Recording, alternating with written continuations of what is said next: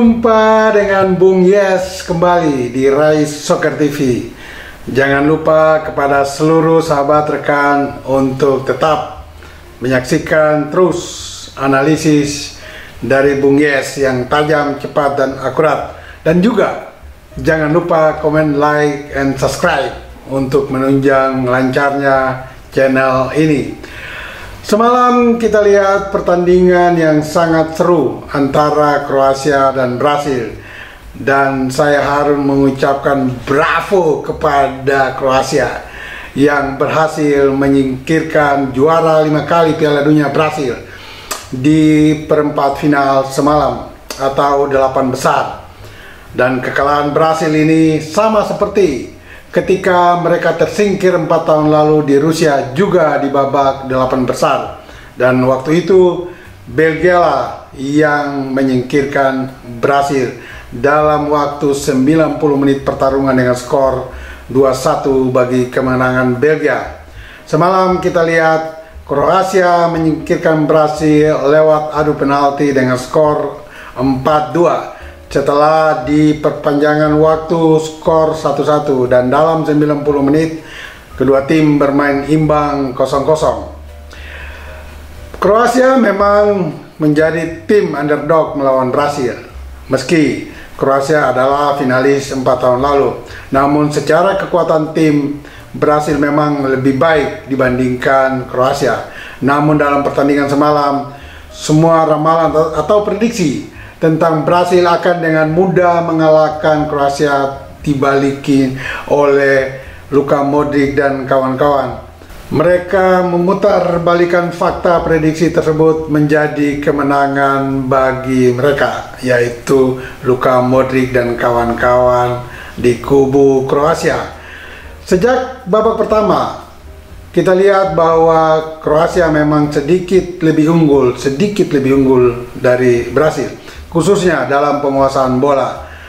Dan juga ada satu peluang bersih bagi Kroasia diperoleh oleh Ivan Perisic, di mana dia menyambar umpan silang dari sayap kanan yang dilepaskan oleh bek kanan Juramovic. Tetapi kecepatan dan antisipasi Perisic atas bola umpan tersebut agak kurang baik, sehingga tendangan atau sentekan pelannya masih bisa dihalau oleh kiper Alisson Becker dari kubu Brasil.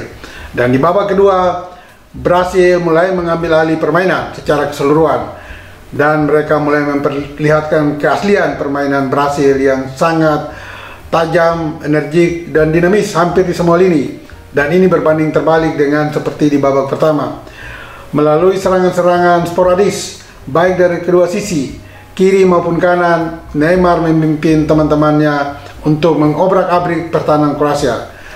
Dan sedikitnya 4 peluang emas diperoleh Brasil, 2 lewat Neymar dan juga oleh penyerang tengah Richarlison, dan juga oleh Pasqueta, gelandang yang sering naik ikut menunjang serangan. Tetapi keempat peluang tersebut berhasil digagalkan oleh kiper Kroasia yang tampil sangat energik, sangat tepat dalam pengambilan posisi, maupun momentum-momentum berbahaya yang diciptakan oleh Brasil di mulut gawangnya. Semuanya bisa dihalau dengan baik oleh Dominik Livakovic, pemain yang memperkuat klub lokal Dinamo Zagreb. Dan boleh saya katakan, Livakovic ini menjadi bintang lapangan sekaligus bintang permainan dan bintang keberhasilan Kroasia semalam. Dan dengan kata lain juga boleh saya katakan, Livakovic akhirnya memulangkan Neymar dan kawan-kawan lebih awal ke Brasil. Dan kita lihat ketika Brasil mencetak gol untuk unggul lebih dulu di menit 105 atau menit perpanjangan waktu, seluruh supporter di stadion, termasuk 2 pemain legendaris Brasil, Ronaldo dan Rivaldo, yang ada di tribun VIP, melemparkan senyum kegembiraan, dan luapan emosi kegembiraan di stadion seakan-akan mengharu-birukan kemenangan Brasil atau keunggulan Brasil sementara tersebut.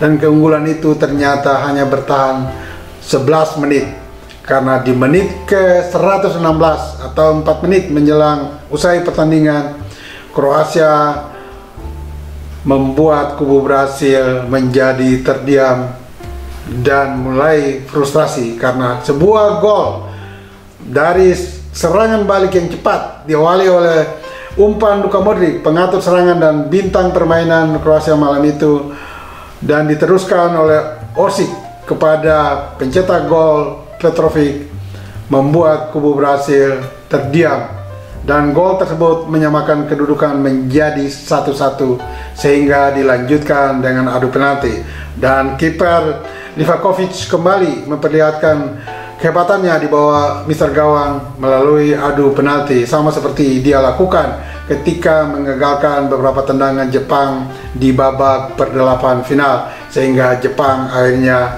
kalah dan pulang lebih dulu ke Tokyo. Dan bintang permainan Livakovic ini, atau pemain bintang Livakovic ini, akan menjadi pemain yang perlu diperhitungkan oleh lawan Kroasia berikutnya di babak semifinal antara Belanda dan Argentina, yang sampai berita ini turun masih memainkan pertandingannya. Dan siapapun pemenang antara Belanda dan Argentina harus memperhitungkan betul penampilan Livakovic di bawah gawang Kroasia nantinya jika mereka ingin menyelesaikan pertandingan dalam waktu 90 menit. Tetapi kalau terjadi perpanjangan waktu, bukan tidak mungkin Kroasia kembali akan membuat repot Belanda maupun Argentina yang menjadi lawan mereka. Dan kita lihat pada malam nanti atau minggu subuh dini hari ada pertandingan yang tidak kalah menariknya, di mana Inggris akan menghadapi Prancis untuk merebut satu tiket lainnya ke semifinal. Dan pertandingan nanti boleh saya katakan tidak akan kalah seru dengan Kroasia yang berhadapan dengan Brasil semalam, karena kedua tim ini adalah tim yang sangat produktif di babak-babak awal sampai dengan menyelesaikan pertandingan perdelapan final, di mana Inggris telah mencetak 12 gol dan Prancis mencetak 9 gol. Dan mesin-mesin gol di kedua tim pun adalah pemain-pemain yang hebat. Katakan di lini depan Prancis ada Kylian Mbappe yang sudah mencetak 5 gol sampai saat ini dan menjadi pimpinan top skor. Kemudian juga ada penyerang tengah Olivier Giroud, dan di sayap kanan ada Ousmane Dembele, pemain-pemain yang memiliki ketajaman dan kelincahan di lini depan Prancis. Sebaliknya di kubu Inggris ada pemain-pemain yang tidak kalah lincahnya.